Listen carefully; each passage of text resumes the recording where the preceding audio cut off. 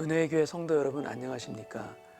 오늘부터 저희가 왕들의 이야기라는 제목으로 열왕기상을 중심으로 함께 은혜 나누는 주중 온라인 예배를 시작합니다. 오늘 첫날입니다. 잠깐 기도하고 시작하겠습니다. 하나님 아버지 감사합니다. 말씀이 우리에게 생명의 양식인 것이 우리가 성경 말씀을 읽어가면서 또 말씀을 은혜 가운데 우리가 마음으로 읽어가면서 느껴지는 귀한 은혜의 시간 되게 하여 주옵시고, 이 왕들의 이야기를 통하여서 누가 우리 인생의 진정한 왕이신가 깨닫고 순복하며 감사할 수 있는 우리의 삶으로 이어질 수 있도록 은혜 위에 은혜를 더하여 주옵소서. 오늘 첫날입니다. 특별히 첫날부터 말씀 가운데 깊이 있게 들어가는 말씀의 잔치가 될 수 있도록 주여 축복하여 주옵소서. 감사드리오며 예수님의 이름으로 기도하옵나이다. 아멘.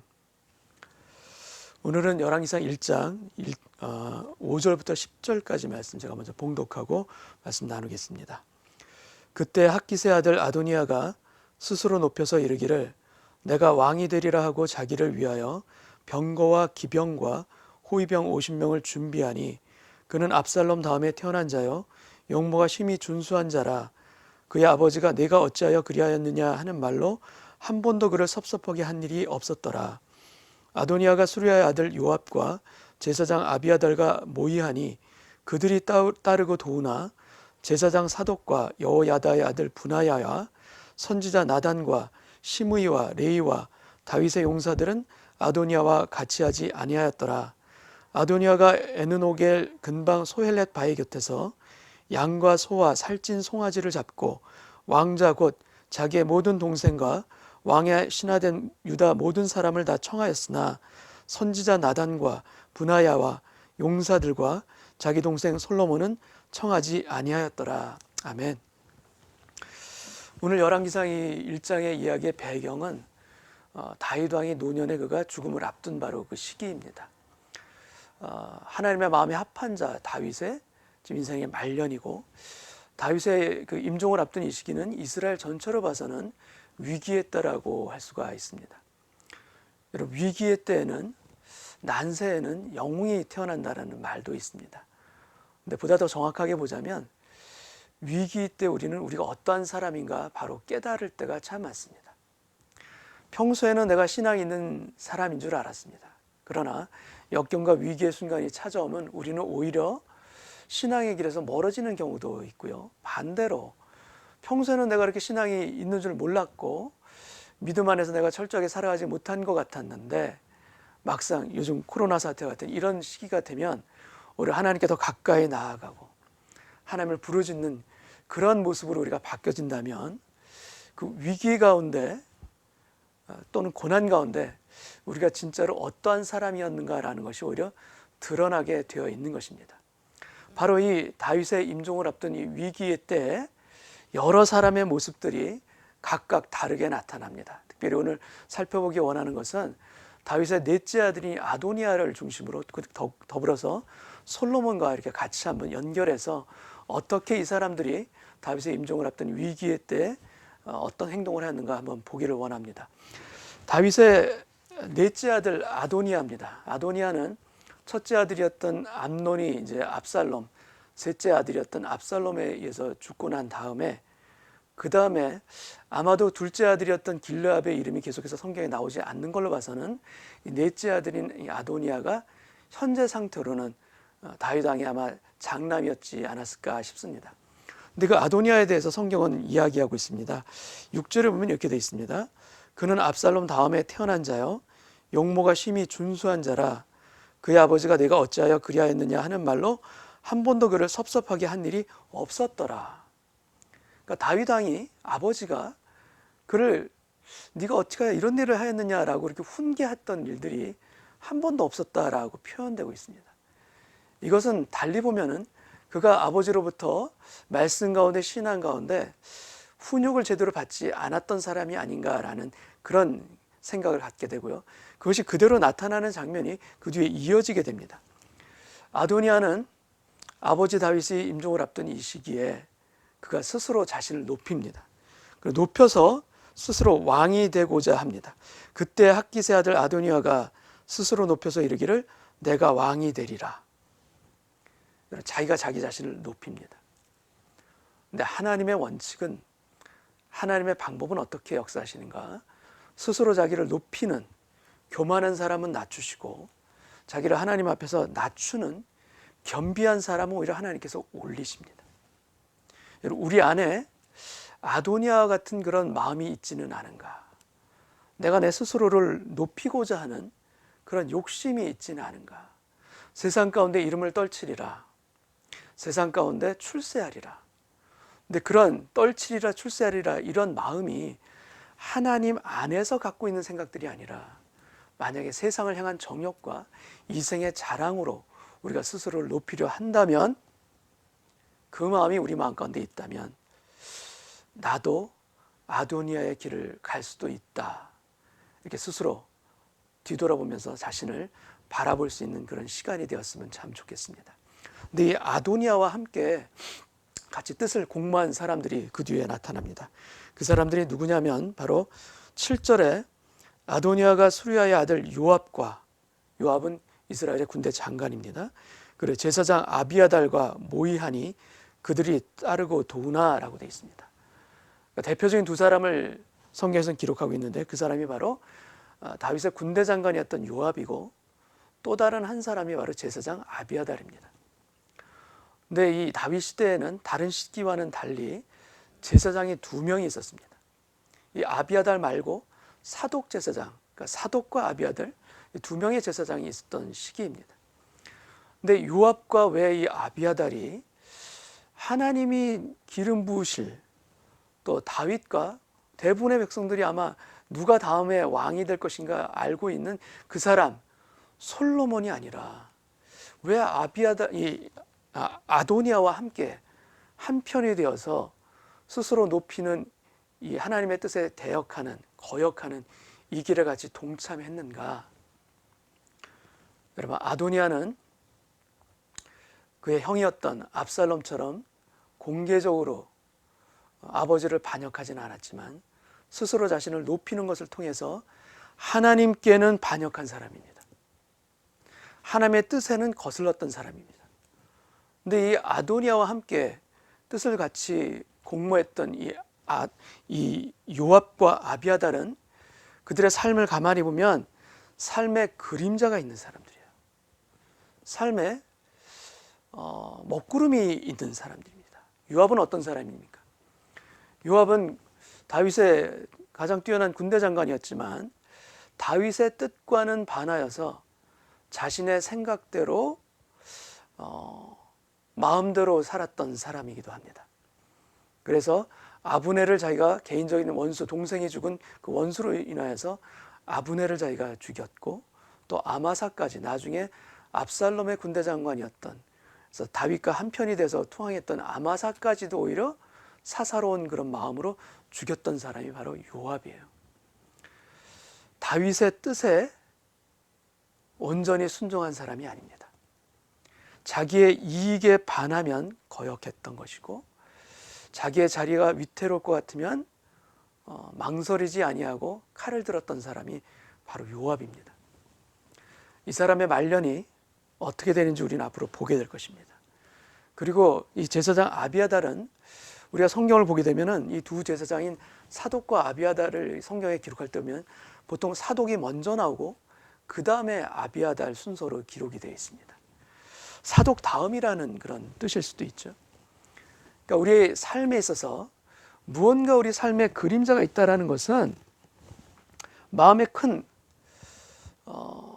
그것을 인하여서 마음에 상처가 생기든 마음에 어떤 자기를 세우고자 하는 그런 욕심이 생기든 이런 굴곡지는 여러 가지 형태의 삶의 모습들이 드러나게 되어 있습니다.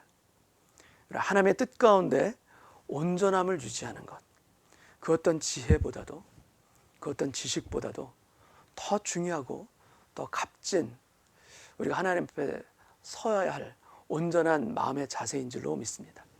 근데 이 두 사람이 아도니아와 함께 뜻을 공모하고 그 다음에 다른 왕자들, 곧 자기의 모든 동생과 왕의 신하된 유다 모든 사람들을 다 청하고서 잔치를 벌립니다.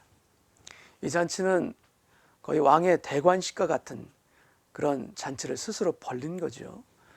근데 이때 청하지 않은 사람이 당연히 그의 동생 솔로몬이고, 그 다음에 제사장, 사독 제사장, 그 다음에 선지자, 나단 선지자 부르지를 않고 그들끼리 모여서 잔치를 벌이게 됩니다. 여러분, 근데 이 아도니아의 이 계획이 결국 실패합니다. 그 실패하는 과정을 또 그 뒤에 성경은 보여주고 있는데, 이 실패하는 과정에 있어서 가장 중요한 역할을 한 사람이 바로 이 선지자 나단입니다. 여러분, 나단 선지자는 다윗이 밧세바와 범죄했을 때 그것을 다윗에게 와서 비유를 통해서 다윗이 범죄했다라는 것을 알려주었던 선지자가 바로 나단 선지자입니다. 그것이 밧세바에서 사이에서 태어난 그 아들이 나중에 죽습니다. 그 아들이 죽고 나서 그 다음에 또 아들을 이제 낳고 해서 네 번째 낳은 아들이 이제 솔로몬인데, 그렇게 네 번째 낳은 아들이 솔로몬을 하나님께서는 기름 부으셨고, 결국 다윗도 그를 왕으로, 그의 후계자로 세운 것입니다. 근데 왜 솔로몬이 다윗의 뒤를 이은 이런 왕이 될 수가 있었을까? 여러분, 솔로몬은 다윗의 뒤를 이어서 왕이 될 수 있는 자격을 갖춘 사람이 아닙니다. 가장 자격을 갖추지 못한 사람 중에 하나를 꼽으라면 아마 솔로몬이 해당이 될 것입니다. 왜냐하면 그의 어머니였던 밧세바는 우리아의 아내였습니다.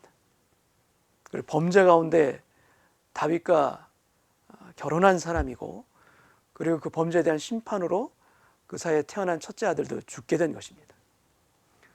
그런데 하나님이 그 솔로몬을 기름 부으시고 다윗을 이어서 왕이 되게 하셨습니다. 어떻게 해서 이런 일이 일어나게 되었는가? 여러분, 솔로몬은 넷째 아들입니다. 다윗과 밧세바 사이에. 그 바로 위에 셋째 아들 이름이 성경에 기록되어 있습니다. 그 첫째 아들은 죽은 거죠. 그 셋째 아들 이름이 뭐냐면 바로 나단입니다. 나단 선지자와 같은 나단이라고 셋째 아들의 이름을 붙입니다. 여러분, 밧세바에게 있어서, 솔로몬의 어머니인 밧세바에게 있어서 나단 선지자는 원수입니다. 가장 가까이 할 수 없는 사람, 바로 나단 선지자입니다. 그런데 오히려 그 셋째 아들을 그 나단 선지자의 이름을 붙여서 동일하게 나단이라고 부릅니다. 이것이 뜻하는 것이 도대체 무엇이겠습니까? 이것은 바로 솔로몬의 어머니 밧세바가, 또 다윗이 하나님 앞에서 철저히 회개했다라는 증거 중에 하나가 아닐까 싶습니다. 회개한 겁니다. 첫째 아들이 죽고 나서 시간이 지나면서 철저하게 회개함으로 말미암아 그 셋째 아들의 이름을 나단이라고 짓게 되었고, 그리고 이어서 태어난 아들이 바로 이 솔로몬입니다. 이 솔로몬이라는 이름도 나단 선지자가 하나님부터 받아서 지은 이름입니다. 여디디아라는 이름을 하나님으로부터 나단 선지자가 받습니다. 이 여디디아라는 이 이름은 여호와의 사랑을 입은 자라는 뜻입니다. 특별하게 하나님의 사랑을 받은 자, 입은 자, 그리고 하나님께서 기름을 부어 다윗 왕의 다음으로 후계자로 세운 자, 바로 이 솔로몬 여디디아가 여러분 밧세바를 통해서 태어난 아들입니다. 하나님은 어떠한 분이신가? 우리에게 잘못이 있고 씻을 수 없는 죄가 있다 할지라도 그래서 진정으로 회개하고 주님 앞에 자복하며 주님 앞에 우리의 모든 허물된 것을 고할 때 하나님께서는 용서하십니다. 하나님께서는 용서하실 뿐만 아니라 새로운 출발을 할 수 있도록 세컨 찬스, 아니 세 번째, 네 번째 찬스를 주시는 분이 바로 우리 아버지 하나님이십니다. 우리에게서 가장 큰 문제는 무엇인가? 죄를 짓는 그것이 아니라 그것보다 더 큰 문제는 무엇인가 하면 바로 지은 죄를 회개하지 못하는 겁니다. 지은 죄를 회개하지 않는 것입니다. 그러나 밧세바는 하나님 앞에 죄를 회개합니다. 우리 회개함으로 말미암아 하나님의 사랑을 받는 자, 여디디아라는 그 별명을 가진 자 솔로몬을 얻게 되고, 그 솔로몬이 또한 다윗의 뒤를 이어 이스라엘 역사의 가장 번영한 왕성한 그런 국가를 이루게 되는 것입니다. 어떻게 밧세바와 나단 선지자가 하나가 될 수가 있을까? 여러분, 나단 선지자는 다윗과 밧세바의 범죄를 고했던 사람이고, 그리고 이어서는 솔로몬의 영적인 양육을 맡고 그리고 훈육했던 사람이 또 나단 선지자입니다. 어떻게 두 사람이 하나가 될 수 있을까? 가장 척을 질 수밖에 없는 그 사람들이 어떻게 하나가 될 수 있을까? 여러분, 그거 이유는 여러 가지 물론 있지만 그 중에 중요한 것 하나는 하나님의 뜻을 알게 되면 하나가 될 수 있습니다. 하나님의 뜻을 우리가 우리의 마음의 감정과 의지를 내려놓고 하나님의 뜻 가운데 우리가 순복하고 무릎 꿇게 된다면 여러분, 하나 될 수 있고 하나님의 뜻 가운데서 서로 동역할 수 있습니다. 나단 선지자와 밧세바, 하나님의 뜻 가운데 하나 된 것이고 그 뜻 안에서 서로 동역한 것이고, 그것을 통하여서 적극적으로 솔로몬을 다윗 왕의 뒤를 이은 왕으로서 세워나가는 그 일을 감당하게 됩니다. 여러분, 아도니아는 하나님 앞에 서 있지 못합니다. 그러나 솔로몬은 지금 하나님 앞에 서 있습니다. 솔로몬과 나단 선지자와 밧세바는 지금 어디에 서 있는가? 하나님 앞에 서 있는 것입니다. 여호와의 얼굴 앞에 서 있는 것입니다. 코람되어 하나님 앞에 서 있는 자, 하나님의 은혜를 입을 줄로 믿습니다. 하나님 앞에 서서 나아가는 자, 하나님께서 그 길을 열어주실 줄로 믿습니다. 여러분, 코로나 사태로 인해서 우리가 어려움을 겪고 우리가 어두운 길 가운데 우리가 방황하며 걸어간다 할지라도 그 길 가운데서 하나님의 얼굴을 구하는 자, 고람대오의 그 마음으로 하나님을 간절하게 부르고 찾는 자, 하나님께서 친히 길을 열어주실 줄로 믿습니다. 지금 아도니아가 왕이 되었다고 선포하며 지금 잔치를 벌이고 있습니다. 그러나 그 가운데에도, 그 위기의 상황 가운데도 하나님께 마음을 드리고 하나님 앞에 겸비하게 엎드리는 그 솔로몬과 나단 선지자와 밧세바를 통하여서 이 모든 일이 다 역전됩니다. 오히려 다윗이, 임종을 앞둔 다윗이 그 소식을 같이 듣게 되고 솔로몬에게 기름을 붓고 솔로몬이 왕이 되었음을 선포하게 됩니다. 그리고 오히려 이 소식이 거꾸로 아도니아, 잔치를 벌이고 있는 그 아도니아에게 들리게 되자 어떤 일이 일어나는가? 그와 함께 있던 모든 왕자들 다 도망가고, 그와 함께 잔치를 벌였던 사람들 다 혼비백산 다 사라지고, 아도니아는 제단에 가서 제단 뿔을 붙잡고 나를 살려달라. 여러분, 자신을 높이고자 하는 잔치 한순간에 끝날 수 있습니다. 하나님 앞에 서 있지 아니하는, 코람데오의 마음을 갖지 아니하고 세상 가운데 자신을 높이고자 할 때 여러분, 그 잔치는 어느 순간 한순간에 무너질 수 있는 것이 바로 그 모습들입니다. 우리 모두가 서 있어야 될 곳은 어디인가? 하나님 앞에, 하나님의 뜻 가운데 하나됨을 유지하게 하여 주옵시고, 여호와께서 사랑하는 자, 죄 가운데 있었다 할지라도 그 죄를 자복하고 회개함으로 말미암아 하나님으로부터 용서함을 받고 오히려 은혜가 덧입혀지는 자, 그리하여 그 인생에 솔로몬이라는 아들을 갖게 되는 자, 여러분, 그 인생은 하나님께서 지켜주실 줄 믿습니다.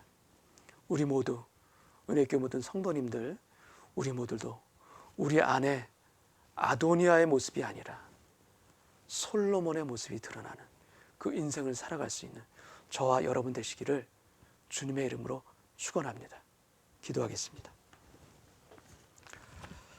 하나님 아버지, 우리의 안에 아도니아가 있지는 않은지 돌아보기를 원합니다. 하나님 앞에 하나님을 바라보지 아니하고 오히려 세상 가운데 내 이름을 떨치리라, 나를 드러내리라, 스스로 높이고자 하는 그 교만함의 자리 우리가 떠나게 하여 주옵시고, 오직 우리가 있어야 될 자리는 하나님 앞에 있는 겸비함으로 무릎 꿇는 그 자리에 우리 모두가 서게 하여 주옵소서. 그래야 주님, 어쩌면 이스라엘 역사에 다윗의 뒤를 이어 왕이 될 자격이 가장 없는 사람이었던 솔로몬이 오히려 다윗 왕의 뒤를 이어 왕이 되는 기적과 은혜와 축복이 임했던 것처럼 우리 삶에도 겸비함으로 회개하고 겸비함으로 주님을 올려드리며 겸비함으로 우리 자신을 낮추는 자리에 있을 때, 오히려 그 자리에 엎드려 있을 때 아버지 하나님께서 우리를 높여주실 줄로 믿습니다. 아버지 하나님께서 우리 인생 가운데 높은 곳으로 다니게 하시리라. 이 시편의 기자의 축복이 우리의 삶에, 우리의 가정에도 임하게 하실 것을 믿고 감사드리오며 예수님의 이름으로 기도하옵나이다. 아멘.